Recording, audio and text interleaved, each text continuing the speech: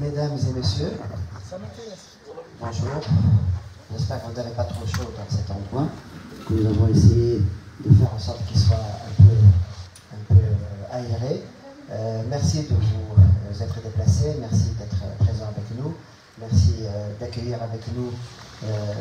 Jean-Baptiste Froment, qui va nous présenter son dernier livre qui s'appelle Badr el-Boudour. Il a fait le tour un peu du monde et puis finalement il a décidé de venir à Bizerte parce que je pense qu'il a imaginé qu'il aurait beaucoup plus de chances de trouver Badr el-Boudour que dans un autre pays.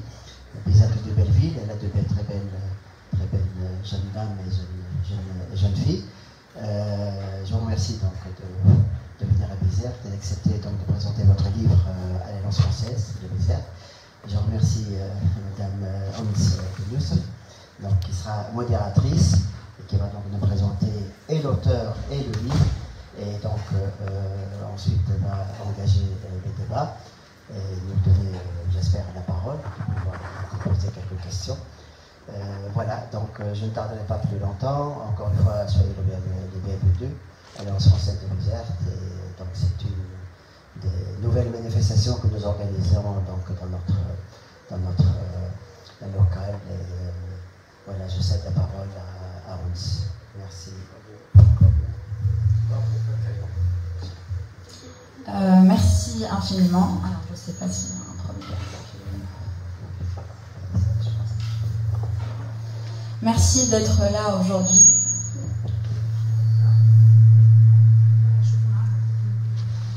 Allô, oui, ça va. Alors, merci infiniment, merci de m'avoir aujourd'hui pour parler de ce livre qui m'a beaucoup plu. Alors, on va partir justement à la découverte de ce livre. Même si vous ne l'avez pas lu, j'espère qu'on vous donnera l'envie de l'acheter, de l'avoir et de le lire. Alors, c'est un livre, je ne vous cache pas, qui ne ressemble à rien à ce que j'ai lu auparavant. Et c'est un livre plein de références littéraires et cinématographiques sur lesquelles je vais revenir un peu plus tard. Même s'il est plein de ces références, il pose un regard neuf sur les choses du monde qui nous entoure. Et il est très rare qu'un livre comme ça, Badr el-Boudour, qu'il sache manier à la fois l'érudition, puisqu'il est question d'un livre chef-d'œuvre de la littérature du XVIIIe siècle, mais aussi l'humour.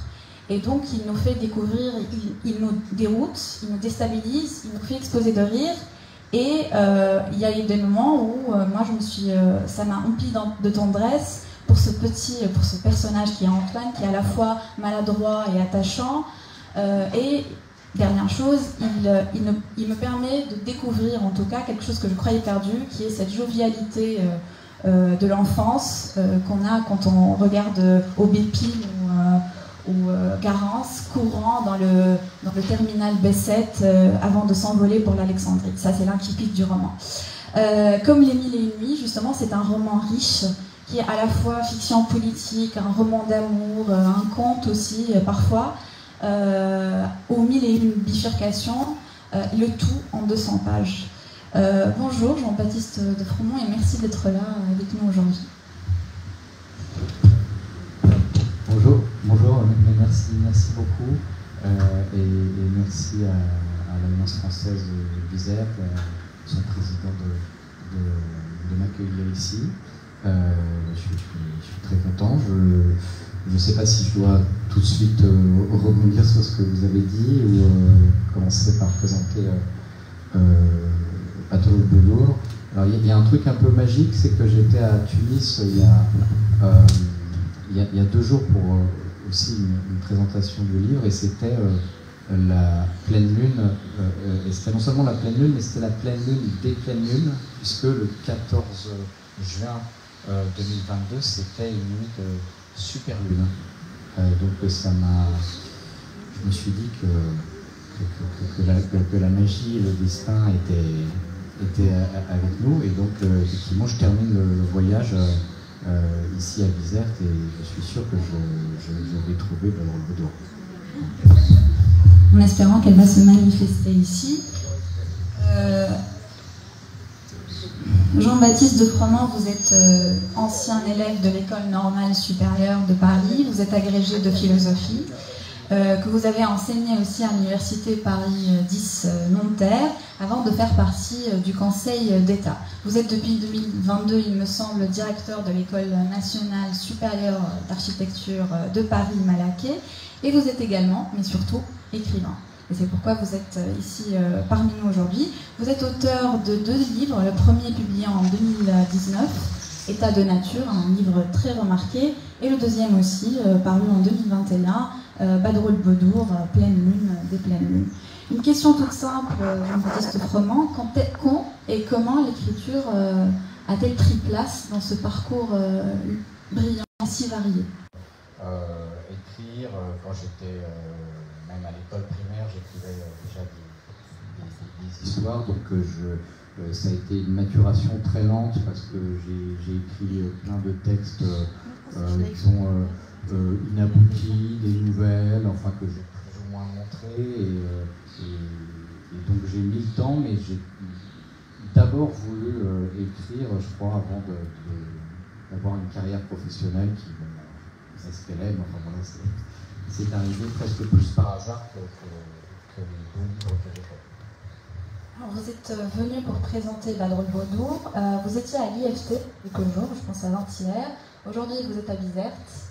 Alors on sait qu'un livre n'a pas d'identité fixe ou un public fixe, mais quel effet ça fait de présenter un Badroul-Baudour en Tunisie, dans un public arabophone, vous qui témoignez d'un amour certain pour la langue arabe et la culture arabe?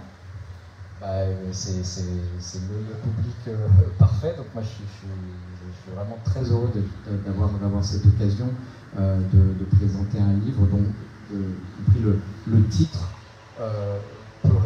résonne d'une façon très différente, parce que effectivement pour une oreille purement française, pour un locuteur francophone qui n'a aucune notion d'arabe, Badroul-Baudour c'est juste une sorte de borborigme un peu indigeste, un mot qui peut être amusant, mais peut-être aussi un peu rebutant, qui en tout cas n'évoque rien. Alors c'est fait pour ça aussi, c'est fait pour inviter le lecteur à dépasser ce sentiment d'étrangeté pour rentrer dans le livre, mais c'est sûr que quand on a en face de soi des personnes qui connaissent la langue arabe et qui savent à quoi ça peut renvoyer, c'est effectivement très émouvant. Alors, et en plus, la Tunisie, au départ, le livre n'a pas de rapport direct avec la Tunisie, puisqu'il se passe plutôt il se passe en Égypte. Il se passe en Égypte parce que comme c'est un livre beaucoup sur les 1000 et une nuits, l'Égypte est un des lieux où se sont rédigés les contes des 1000 et une nuits, et notamment quand il est question de magie, c'est toujours un conte égyptien.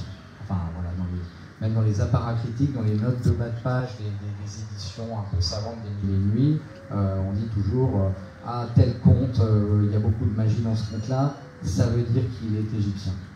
Bon, voilà, c'est pour ça qu'au départ j'avais fait l'intrigue a lieu en Égypte, mais il y a de façon plus indirecte un rapport avec la Tunisie, ou du moins avec le passé carthaginois, parce que dans le livre il y a quelques allusions à Flaubert, et évidemment Flaubert a écrit Salammbô, comme on sait, et il a passé pas mal de temps en Tunisie pour 1858, je crois qu'il a fait un voyage en Tunisie pour préparer l'écriture de Salammbô. Et dans Salammbô, il y a une déesse qui joue un rôle important, qui est la déesse Tanit, qui est la déesse de la beauté, mais aussi de la lune. Voilà. Et donc, ce qui m'a amusé, c'est qu'hier, j'ai un verre rue Tanit, j'allais à Tanit, donc je ne pensais pas qu'il y avait des rues qui s'appelaient Tanit, enfin, dans le monde, notamment en Égypte, alors en l'occurrence à Tunis, c'est une rue Tanit. J'y ai vu un autre signe de destin. Alors, rentrant dans le vif du sujet, est-ce que vous pouvez, Jean-Baptiste Froment, alors nous résumer, entre guillemets, l'intrigue principale, parce que moi, franchement, j'ai peur de spoiler quoi que ce soit, parce qu'il y a énormément de choses qui se passent dans ce livre. En fait, pour être simple, c'est l'histoire d'un homme d'une quarantaine d'années qui s'appelle Antoine Galland, qui vit de nos jours. Donc on est en 2021, 2022, et il a 2 petites filles. Sa femme vient de le quitter, et donc il doit prendre en charge les 2 petites filles pour les vacances d'été. Et il décide d'aller dans un club de vacances qui s'appelle le Club, et qui est un peu un équivalent, mais un particulier du Club Med, disons. Voilà, donc il y a une forme de caricature de vacances qui est permise par ce livre, et il y a un effet comique lié au décalage entre ce personnage d'Antoine Galland, qui est un universitaire, donc quelqu'un de plutôt intellectuel, assez inadapté à la vie sociale, pas excessivement sportif, pas excessivement adroit, et qui se retrouve dans un club de vacances qui ne lui ressemble pas du tout. Donc voilà, il y a ce décalage-là. Donc ça, c'est le dispositif de l'intrigue et le plan narratif principal, voilà. Et ensuite va intervenir un autre plan, mais qui est lié au premier, et qui est permis par le fait que cet Antoine Galland universitaire est un spécialiste, par ailleurs, des Mille et une nuits, et qu'il porte le même nom, donc exactement le même nom que le premier traducteur des Mille et une nuits, qui est un Français qui s'appelle Antoine Galland. Voilà. Donc en fait, dans le livre, il y a 2 Antoine Galland. Il y a cet Antoine Galland qui va dans un club de vacances avec ses filles, et puis la figure historique, tout à fait réelle, de l'Antoine Galland, traducteur des Mille et une nuits.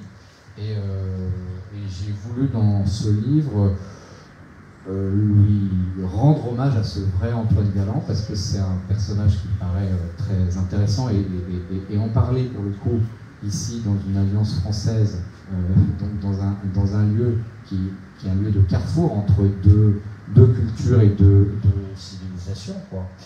Ça fait particulièrement sens.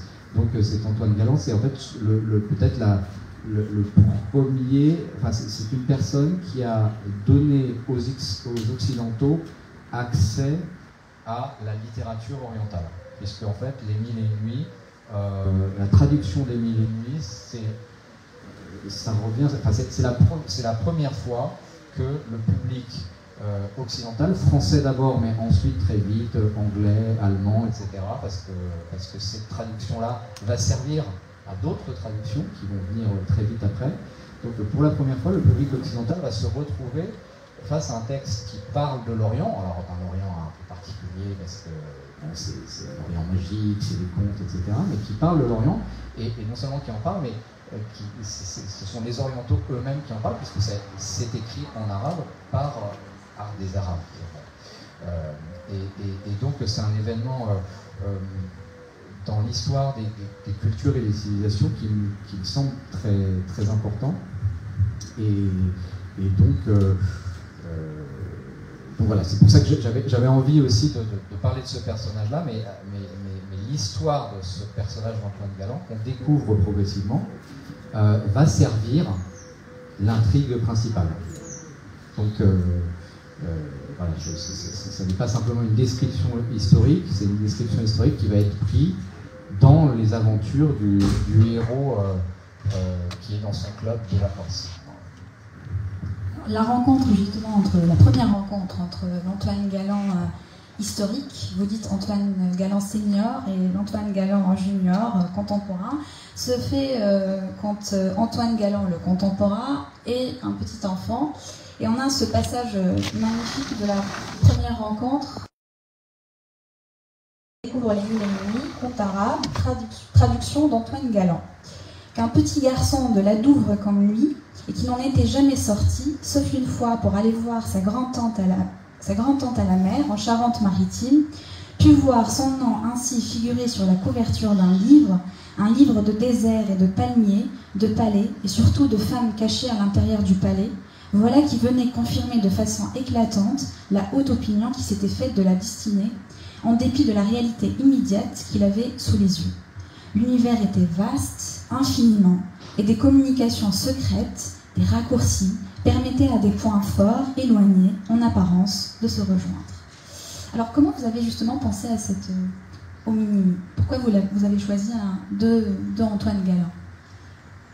En fait, moi je fonctionne beaucoup par hasard quand j'écris, donc je laisse une place au hasard importante. Donc c'était pas tellement prémédité, c'est qu'au départ je voulais faire un livre contemporain, mais qui soit un hommage aux Mille et une nuits. Donc je me suis dit, je vais essayer de faire un conte des Mille et une nuits contemporain. Et donc pour ça, je me suis beaucoup documenté, que j'ai lu plein de contes des Mille et une nuits, dans différentes traductions, etc. Et puis je suis tombé sur cette figure d'Antoine Galland, le vrai, le traducteur. Et puis j'avais par ailleurs commencé cette intrigue avec ce personnage dans un club de vacances, et puis je me suis dit, je sais pas pourquoi, je vais l'appeler Antoine Galland. Et après, je me suis dit, il y a un effet de sens, enfin, il faut que j'essaye de construire quelque chose autour de cette homonymie. Voilà, c'est quelqu'un qui a le même nom et prénom qu'un personnage célèbre du passé. Qu'est-ce que j'en fais? Donc après, je me suis dit à moi-même, débrouille-toi avec ça. Ça me fait penser. Il y a peut-être une petite... Peut-être ce qui m'a encouragé à ça, c'est que il y a très longtemps, j'ai lu un roman de Paul Auster, rien à voir, qui est un romancier américain bien connu. Et au début de ce roman, parce que c'est toujours des romans un peu kafkaïens, enfin bon, avec des espèces de hasard très bizarres. Bon. Et donc au début de ce roman, c'est un personnage qui reçoit un coup de téléphone, et puis on lui dit « Allô, Paul Auster ?» Et lui dit « Oui, c'est moi », alors qu'en fait, il ne s'appelle pas du tout Paul Auster. Et finalement, il se met dans la peau de Paul Auster, et puis c'est un truc comme... Voilà. Donc là, il y a un peu un truc de ce genre, quoi. Alors justement, on croit que quand il s'appelle Antoine Galland, l'Antoine Galland contemporain va avoir l'apanage ou la gloire d'un nom et prénom de quelqu'un fameux, mais vous expliquez que l'Antoine Galland du XVIIe siècle reste méconnu en dehors d'une poignée de spécialistes et d'arabisants. Et puis vous livrez, alors je vais lire quand même beaucoup d'extraits aujourd'hui parce que pour vous donner envie justement de découvrir ce livre, et vous nous livrez un passage des plus hilarants de ce livre. Alors il y avait peu de chances, par conséquent, que l'Antoine Galland du XXIe siècle fût très souvent importuné au guichet d'une administration, au comptoir d'un hôtel, ou encore lorsqu'un gendarme contrôlait ses papiers par des allusions plus ou moins explicites, clin d'œil, sourire entendu, exclamation de surprise amusée, voire réaction d'extase, au grand arabisant mort en 1715. Être confronté à des remarques du genre « C'est drôle, vous portez le même nom que le célèbre traducteur des Mille et une nuits » ou encore, pour les personnes fâchées avec la chronologie, « Mais alors, Antoine Galland, c'est vous ?» voire « Waouh, je le crois pas, Antoine Galland comme veut Antoine Galland » était hautement improbable.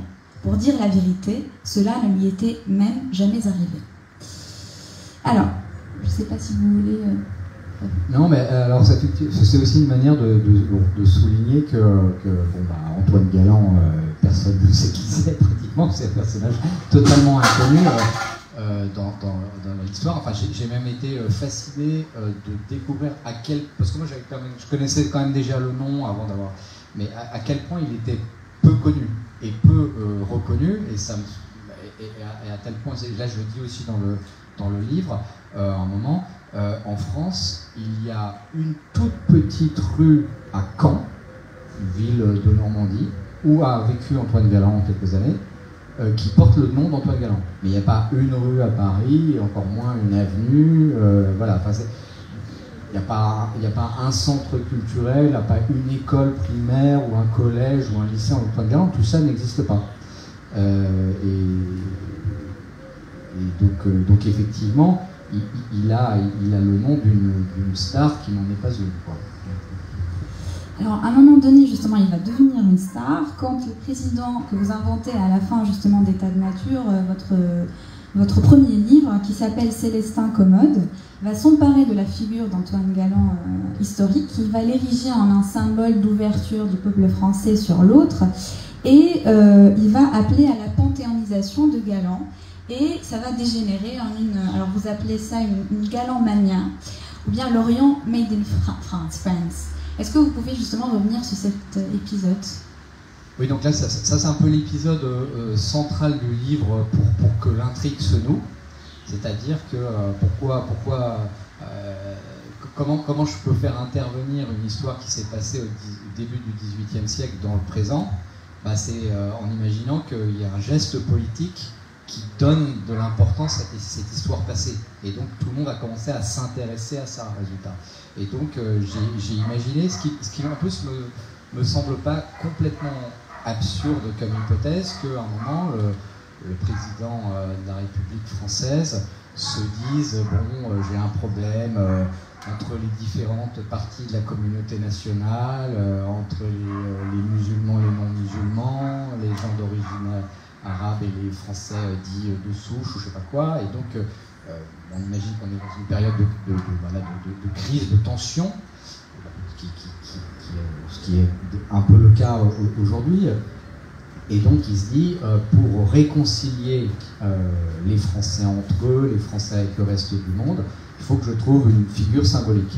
Et finalement, cette figure, ça pourrait être Antoine Galland, parce qu'Antoine Galland, c'est celui dont le projet, il le met au début dans la préface à sa traduction des Mille et une Nuits, il dit « J'ai voulu faire voir les Arabes aux Français ».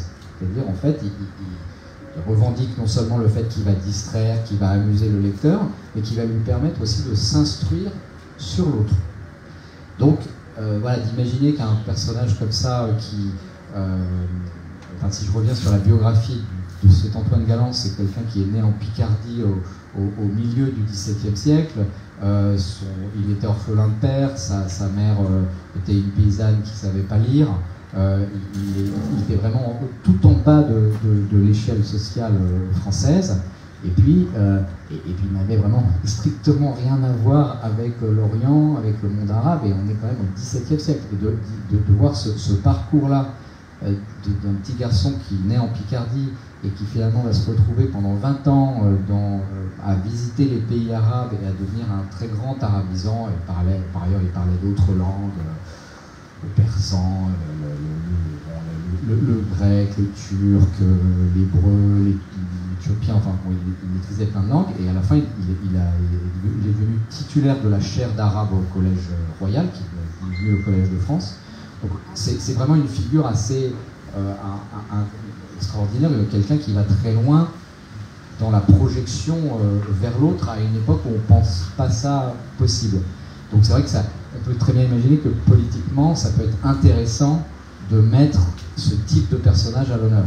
Alors même si justement ce président de la République, Célestin Commode, dont je me moque un peu, qui n'est pas un personnage super sympathique, a un certain nombre d'arrière-pensées, y compris un peu paternaliste, parce que en fait, c'est aussi un message envoyé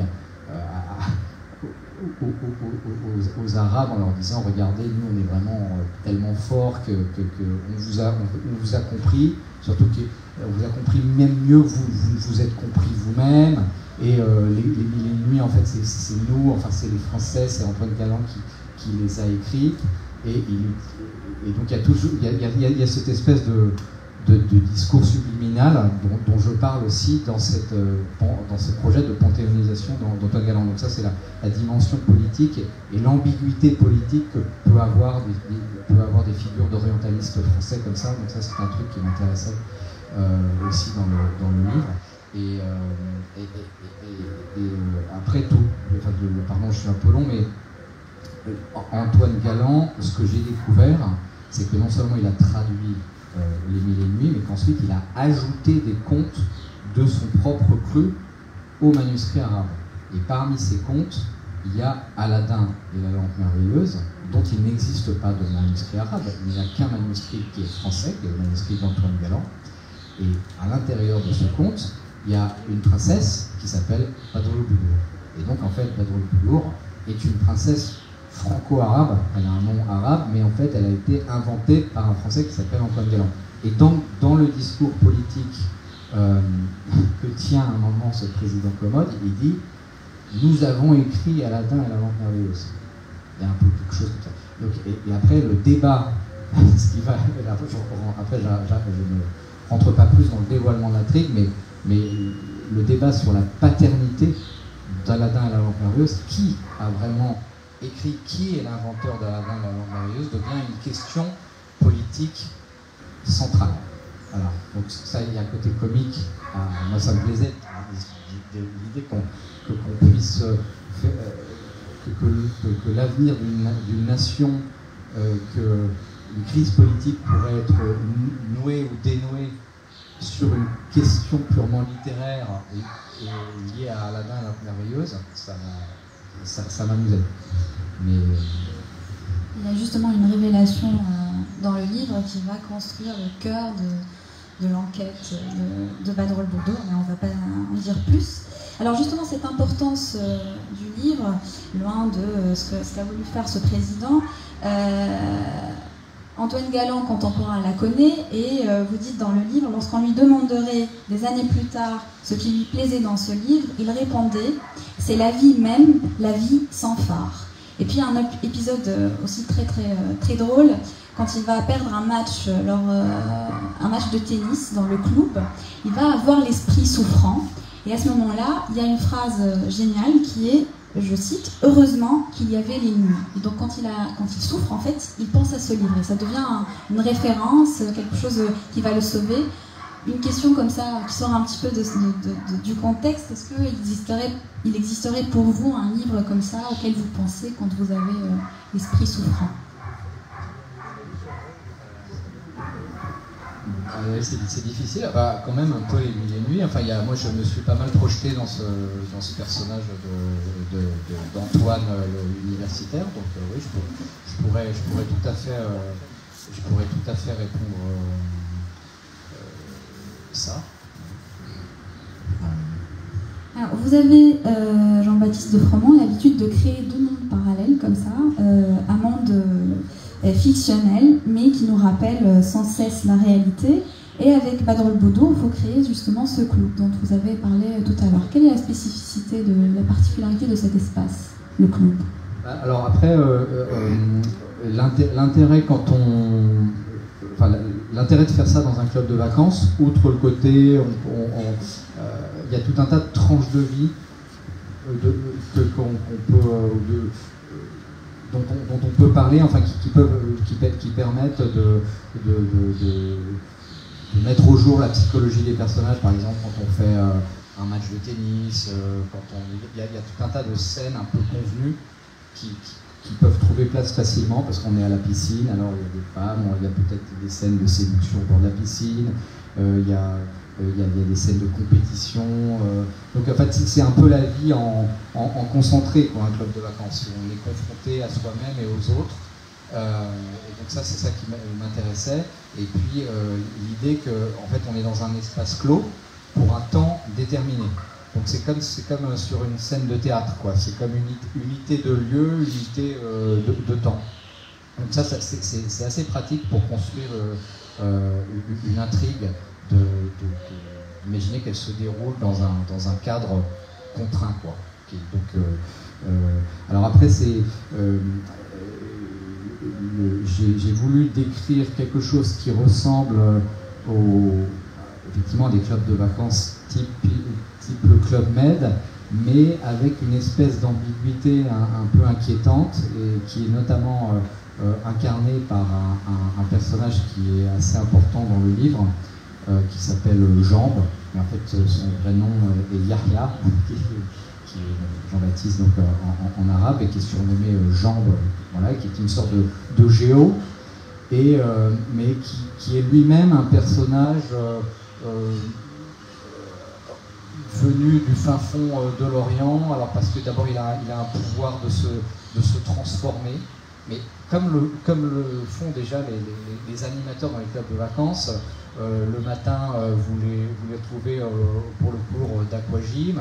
Ensuite, à midi, ils servent au restaurant. Après, ils deviennent professeurs de tennis ou de paddle l'après-midi. Et puis le soir, ils font les cocktails. Et puis encore un peu plus tard, ils mixent ou ils jouent dans un spectacle, etc. Donc en fait, ce sont des hommes et des femmes complètement caméléons qui jouent un peu tous les rôles, mais qui, résultat, ont quelque chose de magique. Donc là, j'ai essayé de renforcer ce côté-là, et j'en ai fait un personnage étonnant et inquiétant, parce qu'il alterne tout le temps, il change aussi de registre de langage tout le temps, donc il peut quelquefois être d'une vulgarité absolue et ressembler à des personnages de beaufs qu'on voit dans des films français comme Les Bronzés ou des choses de ce type. Et puis tout à coup, il va se lancer dans de grands développements presque littéraires sur l'Orient. Il va tenir des propos un peu menaçants. Enfin voilà, donc il incarne toute la... En fait, notamment grâce à ce personnage, j'essaie de faire monter chez le lecteur et chez le personnage principal, Antoine, un doute sur ce qu'est véritablement ce club. Sommes-nous simplement dans un club de vacances ordinaire, et le jeu qui est proposé à tous les membres du club, qui est de partir à la recherche de Badroul Boudour. Voilà, on propose aux esquivants un jeu de pistes. Voilà, essayer de trouver la femme idéale. Badroul Boudour, elle est cachée dans ce club, et puis bon, celui qui la trouvera gagnera un prix ou repartira avec Badroul Boudour, enfin pour quelque chose comme ça. Et donc le personnage principal est déjà un peu surpris parce que Badroul Boudour, c'est pas si connu que ça. Il trouve ça bizarre que dans un club on lui parle de Badroul Boudour, surtout qu'en plus lui-même est un spécialiste des mille et demi. Donc il se dit, mais en fait, est-ce que c'est pour moi que tout ça est fait? Enfin, tout ça l'inquiète. Et voilà, donc en fait, on est dans un club de vacances qui est un peu bizarre, quoi. Une espèce d'inquiétude, étrangeté comme ça qui se pose. Alors vous avez parlé de jeu, vous aussi vous aimez jouer avec le lecteur parce que le narrateur intervient. Vous avez alors des phrases comme « disons-le d'emblée pour couper court à tous les fantasmes ». Vous allez dire que voilà, les deux Antoine Gallon n'ont pas de rapport ou un lien familial. Et puis un peu plus tard, on va lire « faisons comme si Antoine Gallon n'était pas au courant ». Et passons à autre chose. Vous aussi, vous aimez jouer avec votre lecteur. Oui, alors j'aime bien le fait que le narrateur parle directement au lecteur. Voilà, il s'adresse à lui. Comme, alors il y a des romanciers du 19e qui font un peu ça. Balzac qui dit, mais non, voilà, au risque d'ennuyer un peu le lecteur, mais je suis désolé, je trouve quand même que je vous raconte ça, et puis après on repassera. Voilà. Donc c'est une manière de guider le lecteur, enfin de le prendre un peu par la main, donc de pas trop le perdre. Et comme l'intrigue, enfin j'espère que c'est pas compliqué à lire en fait, mais il y a quand même beaucoup de choses et deux plans narratifs. Je voulais vraiment qu'il n'y ait pas qu'on se perde pas. Donc le fait d'intervenir directement pour parler au lecteur et lui expliquer où on en est, où on va aller, c'est pratique, quoi. Mais après, il y a aussi un effet un peu comique. J'aime bien cette voix-là. Je parlais du 19e, mais il y a aussi un peu le 18e dans les contes philosophiques, c'est tout à fait comme ça. Et par exemple, Diderot est celui qui est allé le plus loin là-dedans, dans son livre qui s'appelle Jacques le Fataliste, et son maître. Il joue tellement avec le lecteur qu'il montre que en fait, c'est lui qui est en train d'écrire l'histoire, qu'en fait ça pourrait se passer comme ci ou comme ça, et puis que finalement il a décidé que ça va être comme ça. Voilà. Donc là je ne vais pas aussi loin parce que je ne veux pas non plus que le lecteur se dise en fait tout ça c'est du faux. Enfin, il faut quand même qu'on maintienne un minimum de croyance dans l'histoire qu'on est en train de vivre, quoi. Deux peut-être dernières questions avant de laisser la parole au public. Alors, vous tournez en dérision cette figure du président, les clubs de tourisme de masse, mais aussi le monde de l'écriture. À un moment donné, vous allez inventer une émission qui s'appelle Top Écrivain, non sans rappeler Top Chef. Et dans cette émission, on va se livrer à des jeux, là aussi, des petites inventions. Et là, je vais me permettre de lire un petit extrait. Ça, c'est l'animateur qui parle. « Ce soir, c'est sonné », avait-il dit simplement, avec un petit air gourmand. La caméra se précipita sur les visages des candidats pour recueillir leurs expressions catastrophées. « Sonner ? Putain, c'est pas vrai, trop relou !» les entendait-on chuchoter. Bien sûr, vous pouvez penser à Mallarmé, mais il n'y a pas que lui, précisait le présentateur, imperturbable. C'est une longue tradition, ça remonte à Clément Marot. Pour ne rien dire de Pétrarque.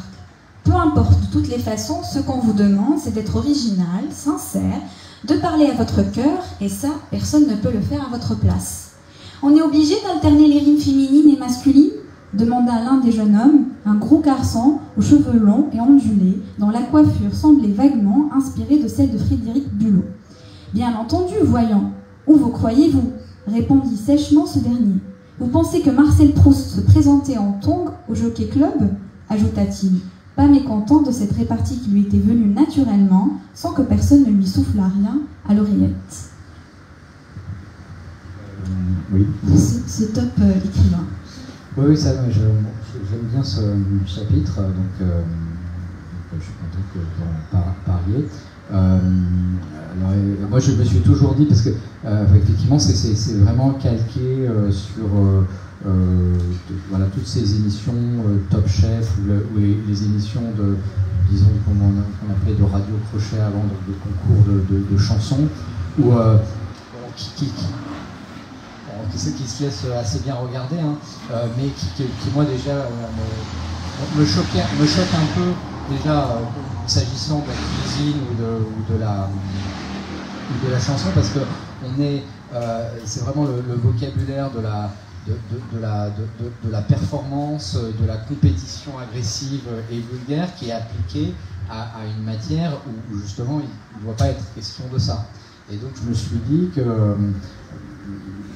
ce serait assez amusant de pousser cette espèce d'invasion d'un esprit je suis pas très bien de cette logique top chef, enfin on met en concurrence des jeunes comme s'il s'agissait de faire un concours je sais pas quoi, à la littérature elle-même. Et donc là, d'imaginer qu'on prend des jeunes pour leur faire un concours de sonnet, là, évidemment, c'était assez marrant.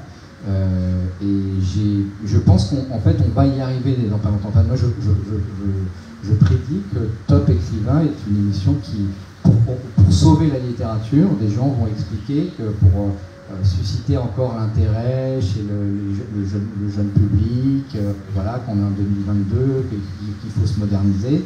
Et je suis sûr que ce genre d'émission va apparaître. D'ailleurs, en France, là maintenant, on a l'émission qui s'appelle l'émission de France 5,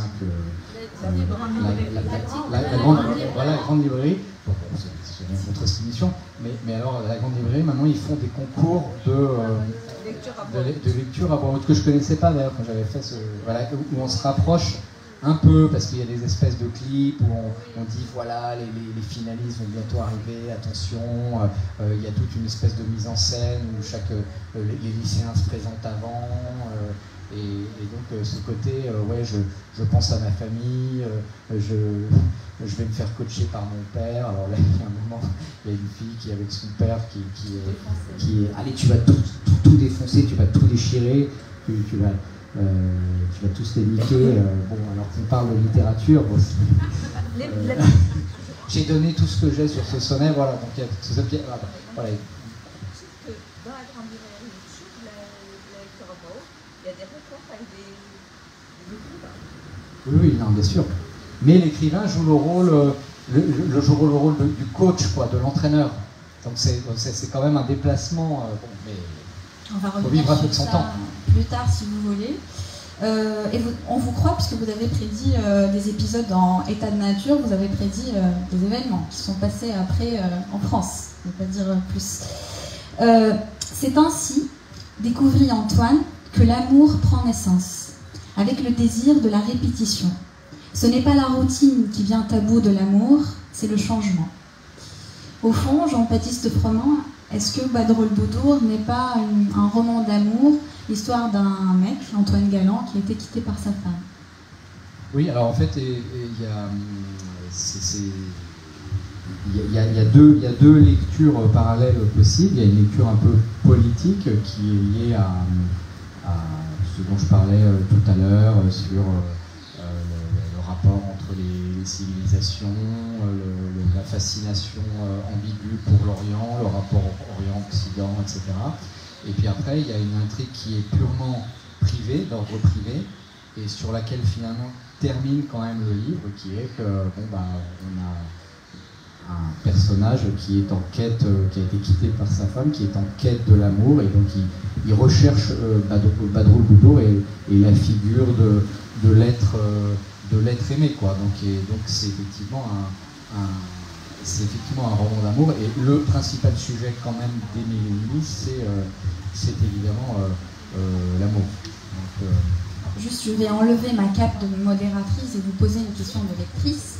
À un moment donné dans le roman, et là je vais décontextualiser un petit peu cette citation, il y a un personnage qui va dire ceci: car il n'y a pas de plus méchant, pas plus ingrat qu'un lecteur en manque.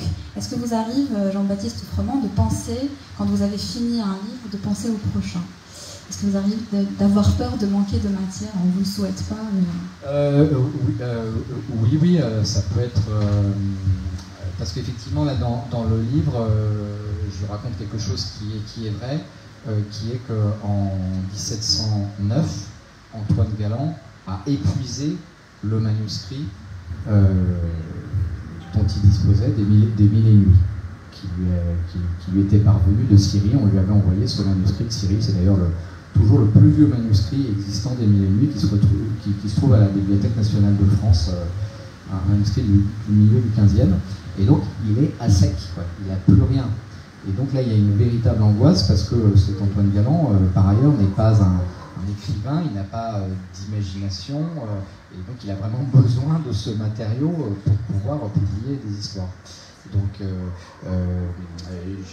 je m'imagine qu'il est extrêmement angoissé par le fait que le manuscrit arrive et qu'il est face à des lecteurs qui, effectivement, sont devenus accros. Et accro à ces histoires. C'est comme une série télé qui s'arrête, voilà, on veut savoir la suite. C'est comme le roi Schahriar lui-même, il veut savoir la suite, que Scheherazade lui raconte à chaque fois une nouvelle histoire, et elle lui dit à un moment: mais t'inquiète pas, moi j'en ai à l'infini des histoires, je peux t'en raconter. Et d'ailleurs, Mille et Une Nuits, ça veut dire en fait, ça veut dire que ça n'a pas de fin, en fait, c'est une métaphore de l'infinité. Bon, voilà. Donc, j'ai pas répondu directement à la question.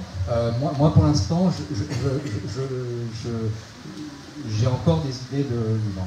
Donc, je me dis, ah oui, j'ai ça. Donc, j'en ai au moins quand même 4 ou 5 que j'ai en tête. Donc, je suis pas inquiet. Mais peut-être qu'arrivera le moment où j'aurai plus rien.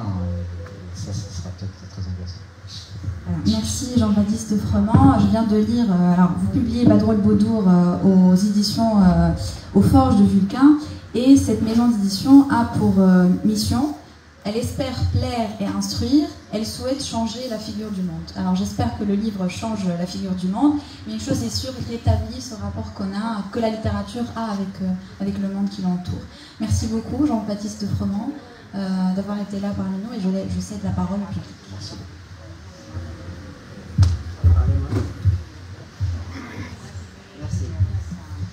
Bien, merci en tout cas de toute cette rencontre et de tous ces détails très intéressants. Moi j'aurais dit une chose, c'est que vous avez dit, vous avez 4 ou 5 idées de livres. Ça veut dire que nous allons prendre 4 ou 5 rendez-vous futurs? Bien sûr. Absolument, d'accord, je vais prendre votre part, c'est excellent, merci. Mais c'est vous qui vous engagez, vous ne les avez pas absolument vus. Hein, non, je signe des mains et des pieds, comme on dit chez nous, des mains et des pieds, je vous signe tout de suite. Tellement ça m'honorerait de vous recevoir en tout cas. Moi je voudrais vous poser une petite question. Bon, je sais pas si on peut le dire, vous êtes un homme politique, malgré tout, n'est-ce pas? Bon, vous avez fait de la politique. Hein. Donc, moi j'ai toujours compris que quand un écrivain publie un livre, il y a toujours un message qui est derrière ce livre.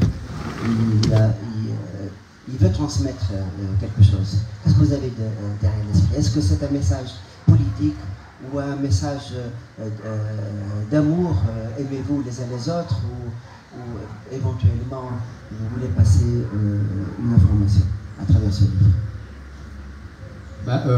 Alors effectivement il y a la dimension un peu de, il y a l'histoire d'amour, donc il y a quand même une espèce de message de foi, je sais pas, en amour, mais alors il y a quand même oui, il y a quand même aussi un message un peu politique qui finalement est donné à la fin du livre.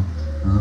En fait, à la fin du livre, pour des raisons un peu particulières, qu'on ne dévoilera pas, le personnage principal est conduit à prononcer un discours. Voilà. Et donc, c'est un discours qui doit déterminer ce qu'a été Antoine Galland, le personnage historique. La question politique devient de savoir si Antoine Galland est oui ou non un plagiaire, et si c'est un salopard ou pas un salopard. Bon. Et donc, finalement, Antoine Galland, le personnage principal, donne une réponse, et pour moi, cette réponse renvoie dos à dos deux types de personnes qui font le débat public, notamment en France aujourd'hui, et qui sont des deux côtés d'une barricade, d'un fossé qui me semble totalement artificiel. Et donc c'est pour protester contre la nullité de cet affrontement que j'ai aussi écrit le livre. Voilà. Donc, mais je ne veux pas trop développer. Voilà. Mais après, je ne veux pas non plus être trop didactique, c'est-à-dire que ce qui m'intéresse aussi, c'est de confronter plusieurs visions du monde. C'est à ça que sert le roman. C'est-à-dire que si je savais exactement ce que je voulais dire, et que je ne voulais que délivrer un message, par exemple politique, ben, j'écrirais un essai où je défendrais une thèse. Là, comme je vois que les choses sont très compliquées, et que je ne sais pas moi-même complètement ce que je pense, et que j'ai l'impression qu'il y a plusieurs personnes qui ont peut-être raison, plus ou moins en même temps, et ben, je fais un roman où ces différents points de vue sont exposés, s'affrontent. Alors ça ne veut pas dire qu'il n'y a pas des préférences quand même. Je sais pas, justement, c'est pas 50% Hitler, 50% pour les Juifs, pour prendre une expression, passer à la neutralité, quoi, faut pas exagérer. Mais donc évidemment, j'essaye justement j'ai une espèce de préférence, mais le roman permet à chacun de se faire son opinion, parce qu'il y a plusieurs personnages, plusieurs discours, et chacun peut faire son chemin dans le livre. J'espère. Oui, bien sûr. Merci. Tout d'abord, je vous remercie pour cette présentation. Merci à mademoiselle, ici, la modératrice. Moi, quelque chose qui m'a tenu, je m'adresse tout d'abord à l'écrivain et à la personne, bien sûr. Ce que j'ai retenu, à un moment donné, vous avez évoqué que Galland, le matin, il faisait des sports, à midi, il allait manger, l'après-midi, il donnait des cours, le soir, il préparait des cocktails, et fin de soirée, il est DJ. C'est pas un petit peu l'image d'un géo, d'un club maître? Non, mais ça, c'est pas Galland. Je parlais du personnage du géo. Voilà. C'est pas Galland, c'est celui qui s'appelle Jambe dans le livre. C'est un peu ça, l'image, c'est un gentil animateur. Oui, tout à fait. Ah ben voilà, ça y est. Merci. Je cède le micro.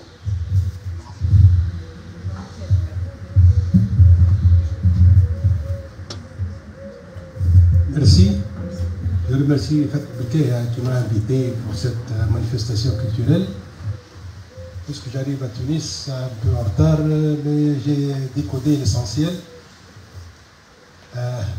Votre approche et votre intervention me renvoie à un chapitre que j'ai développé dans mon livre au fil des ans en 2017.